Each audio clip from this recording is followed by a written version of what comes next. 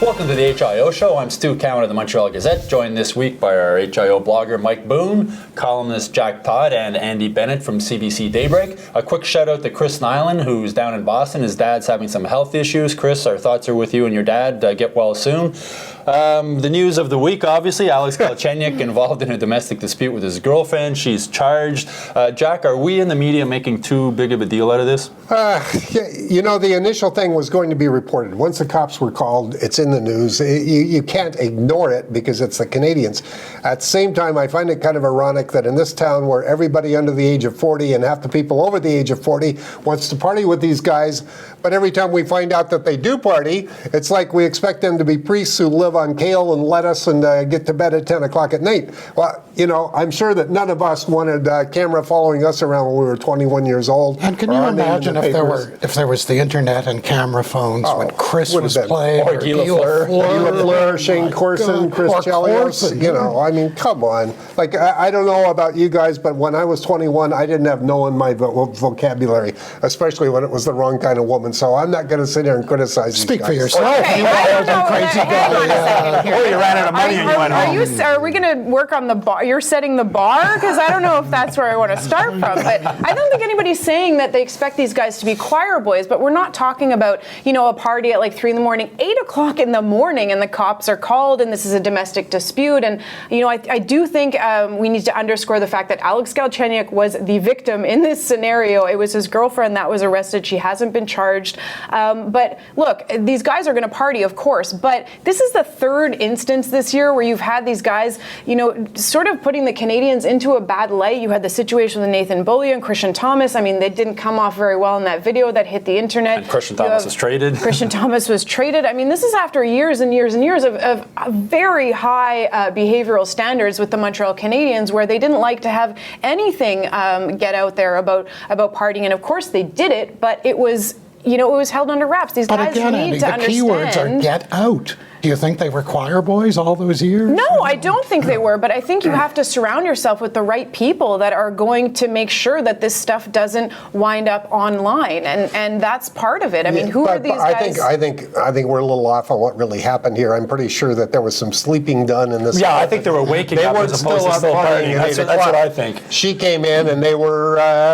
She didn't like what she saw. Getting going in the morning, she didn't like what she saw. So it's not like but I think that's a pretty fair assumption. Okay, based on my limited experience of what Stu used to do when he was young. And Galchenyuk couldn't have been caught with a right hook if he were fully awake. Yeah, we have to assume that. And give the kid props for not retaliating. Absolutely. You know, I've spent half my career writing about domestic violence.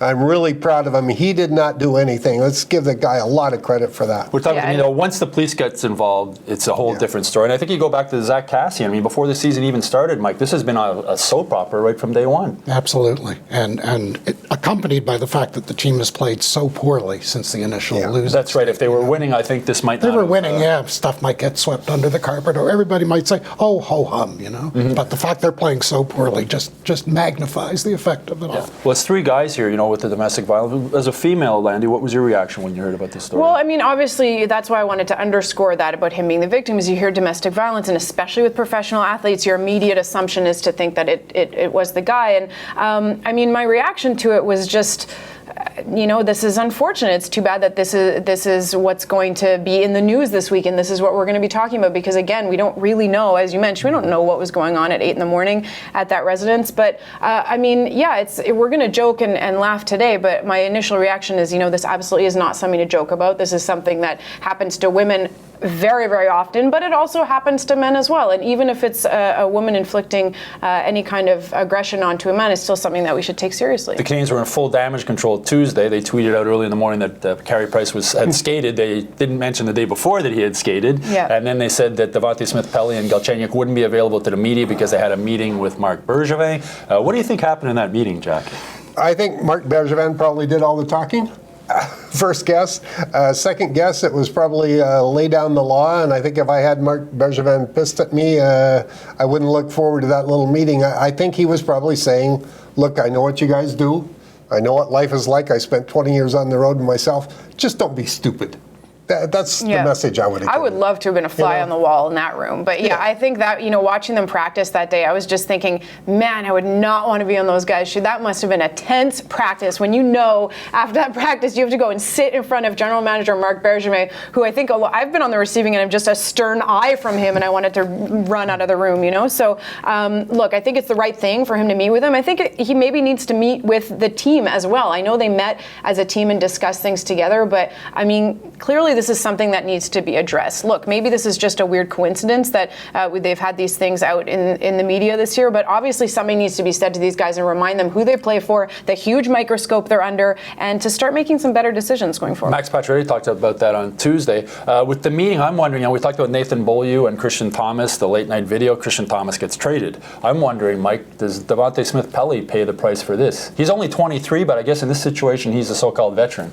Well, if somebody has to take the rap for it isn't going to be Galchenyuk. Let's put it that way. So, I think it would, if they make any move at all, it would be DSP that's on his way out. You see that happening, Jeff? We've already had one player traded. Apparently, the Christian Thomas trade had nothing to do with his partying, but depending on whom you believe.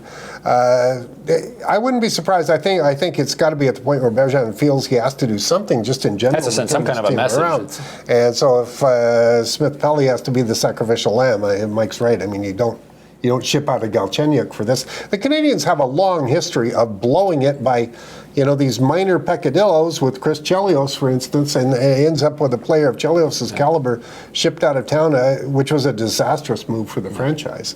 I don't see him doing it now. We'll be right back after a short break, and we'll ask the question, has the shine come off of Marc Bergevin?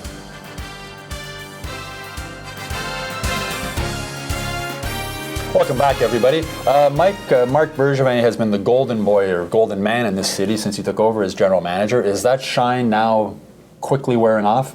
I don't know how quickly. Still on balance, I think he's probably made it a better team. I like the acquisition of Petrie. I like the hiring of Stefan Waite.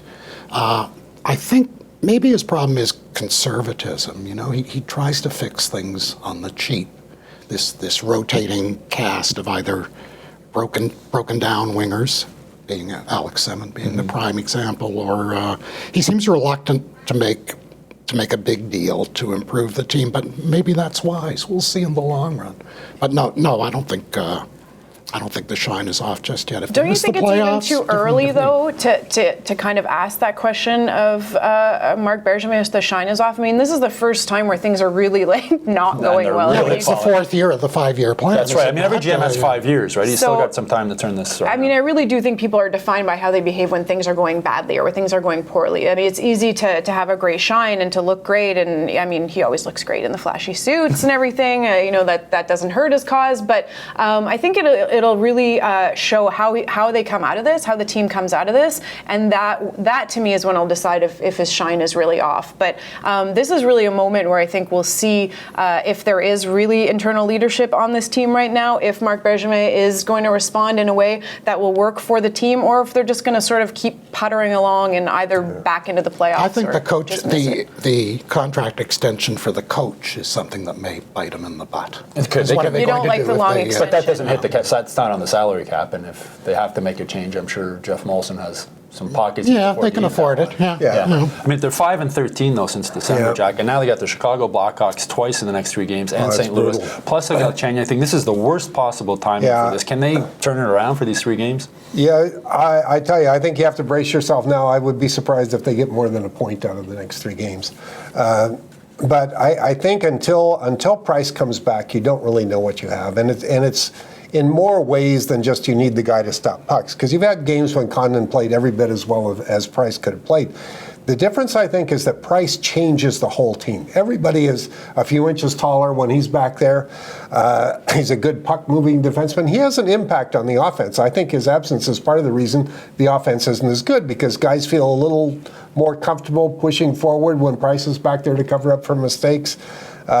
So I just don't know what you have. If you're sitting there trying to evaluate, is it the 9-0 team or the 5-16 or whatever they are? It's really hard to tell, and until the roster stabilizes, you're just firing in the dark. And will he be Price when he comes back? Well, I mean, look at that's- Pecorino. sure, it's a huge Since his question. injury, he hasn't been the same goaltender. Yeah. Well, there was video of him skating on Brossard on today, and I mean, he's nowhere near dropping down to his knees. I mean, it was like teaching a 6-year-old how to skate. But I'm wondering, Andy, with the problems in the room, I'm wondering if it's time for the Canadiens to bring Carey Price on the road with them, just to have his presence around. Well, I think, we heard a couple of the guys saying that yesterday, how nice it was just to have him back around the team a little bit. And yeah, I think you're right. He certainly is one of the internal leaders on this team, and he just has that vibe about him. He's such a chill vibe. You remember him years ago. It did tick people off at the time where he said just chill out, but that's sort of what he brings, right? I mean, you watch his saves, you watch the way that he plays, and of course guys are going to try and step up their game around him, but he also just has this aura of like,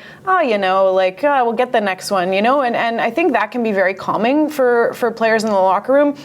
And he actually is quite funny as well. He has that sort of quiet humor that I think resonates in the room. So I think they're really missing that, and I don't think it would hurt to have him around. I wonder if he would have spoken to Galchenyuk, because Carey had a bit of a reputation of being a party boy when he was first in Montreal before he settled down, got married, moved to the South Shore. And you start wondering if maybe they should have the young guys move to the South Shore, get them out of the downtown limelight. They just need to all have a good woman once they're at home with a good woman behind them. Everything is okay. So I mean, Have you sent your CV?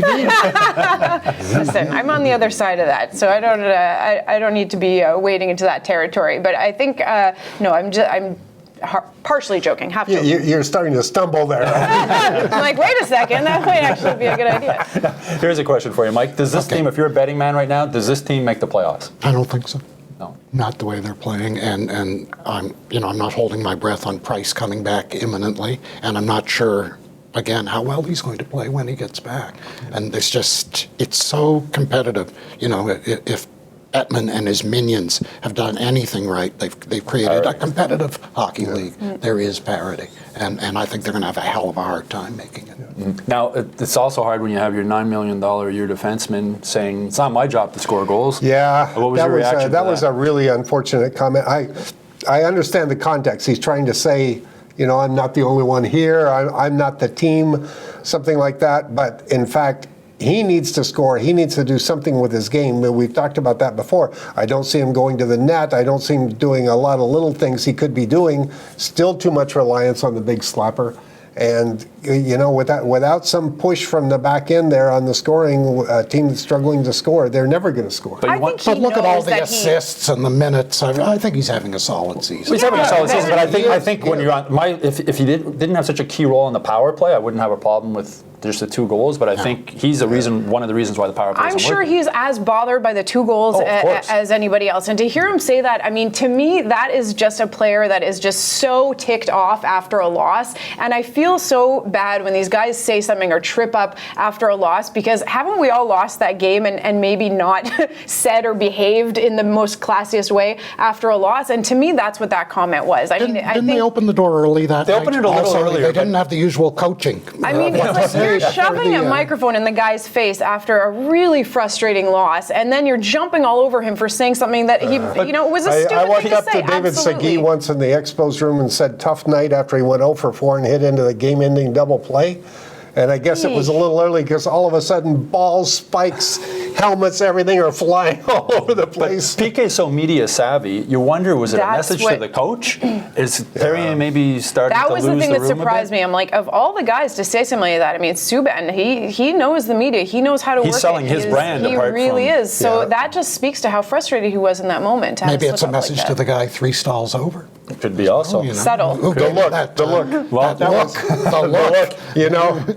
Yeah, when it comes to making mountains out of molehills in Montreal. But I mean, why not? I mean, you get frustrated with your teammates. You're going to get annoyed with people. And if PK Subban was my teammate the way that he is, he'd probably drive me nuts in the locker room. But I'd love him as a teammate. That's it for this week's show. The Canadian soap opera continues, and we'll be back next week to talk about the latest developments.